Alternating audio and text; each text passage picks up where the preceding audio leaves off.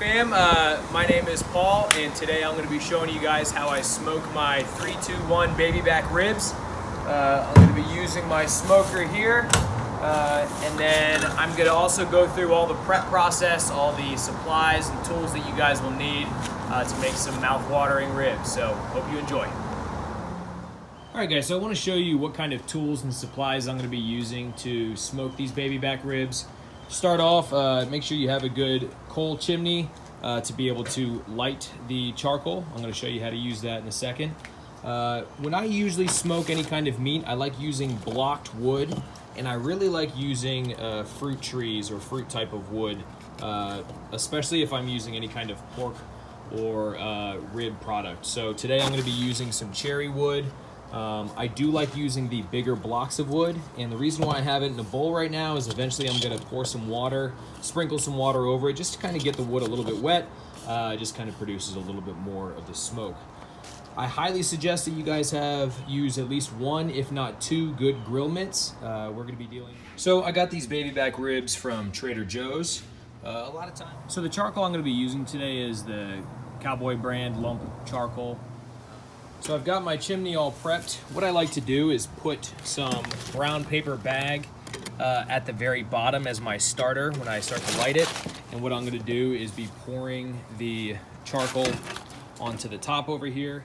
So I've got the charcoal dumped inside the chimney. What I'm going to do now is use these long stick matches to light. If I can do this in one try. Light the brown paper bag that's at the bottom. So I want to quickly talk about the dry rub, the seasoning that I'm going to be putting on the ribs today. So this is a Jack Daniel's rub that I got from Ace Hardware. It has a lot of the garlic salty flavor to it that I really like on the ribs. Alright guys, so as you can see, I've got the coals nice and hot. They're all lit. I have prepped my smoker so that the area where I'm going to dump the coals is just going to be able to go right in there. I've got my grill mitt on. I'm going to go ahead and just take this, bring it over, dump it in. A little falls out to the bottom, no worries, I can always just stomp on it. Go ahead and push it in. I am not putting in the wood yet. I make sure that the vents on the side are all the way open because right now what I want to do is jack up the temperature. So what I'm going to go ahead and do is take my ribs and place them inside the smoker. Go ahead and pop this open. Again, I haven't put the wood in there, so there's not going to be a whole lot of smoke yet. Take the ribs carefully on one. So already the temperature is kind of picking up a little bit. It's at the point where it's gonna get a little too high. I don't want it to get 250.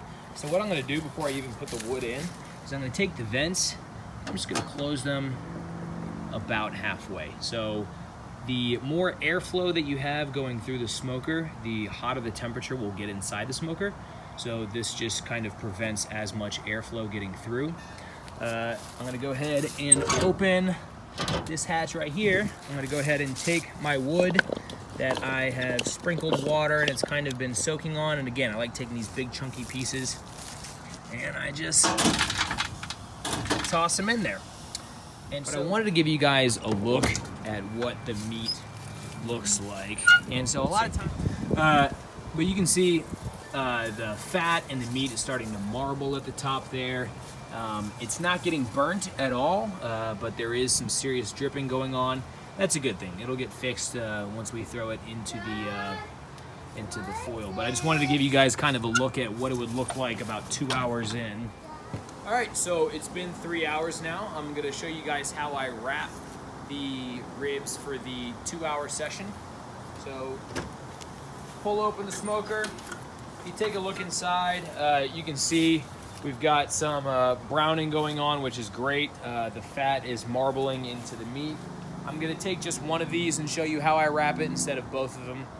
Because again, I like to do this separately just because me and Scarlett kind of have a difference of how we like the seasoning and the barbecue. But I take this, I'm gonna go ahead and I put it on the foil. So just so you know how I wrap this, we have 2 sheets of tin foil going this way, 2 sheets of tin foil going that way. I'm gonna go ahead and just start to pull these up, kind of make a little bed, boat, almost if you will, for the ribs. And I'm gonna take a can of cider. This is from Locust Cidery, a rosemary plum. I like to either use ciders or I like to use hard seltzers, or sometimes just regular flavored seltzer water, but something that has a fruity flavor with the ribs that it's just gonna soak in during this 2-hour session. So I'm only gonna use half of the can for these ribs, and then what you're doing. All right, so it's been 2 hours. I'm gonna go ahead. I'm only gonna show you guys how I sauce one of them, but you carefully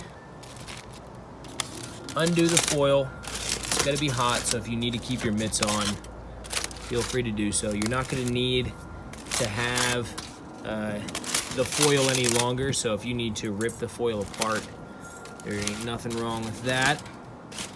You take a look at this so far, so you can already see that cooking in that cider brine, the meat is starting to pull back from the bone. That's a great sign. It smells amazing right now. And so what I'm gonna do is I'm gonna go ahead and sauce it, taking that Junkyard Jim's bourbon sauce. So this is my own one, and I'm just going to drizzle it on the top. Not worried about spillage that much. I'm not gonna absolutely coat it. I'm not. All right, so I've sauced the top of it like I showed you guys. Now I'm gonna go ahead and place it back in the smoker, out of the foil. I'm gonna do the same for this one on the left here. We've got the honey whiskey on the left, the bourbon on the right.